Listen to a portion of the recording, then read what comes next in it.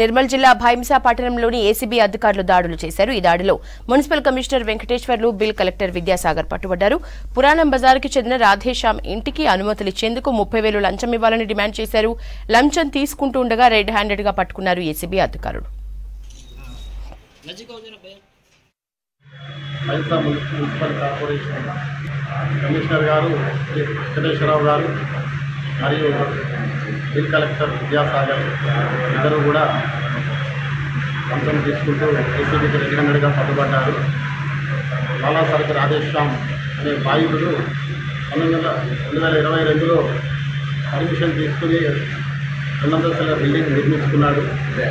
ఆ నిర్మాణంలో అవకతవకలు ఉన్నాయని చెప్పేసి దాన్ని బూడిదతో కూలగొడతామని, లేకపోతే లక్షల్లో ట్యాక్సీ కట్టించాల్సి వస్తుందని చెప్పి బెదిరిస్తూ కమిషనర్ గారు ఈ నెల మీ బిల్డింగ్ని ఎందుకు కూలగొట్టకూడదని చెప్పేసి 16/5/24 నాడు ఒక నోటీస్ ఇవ్వడం జరిగింది.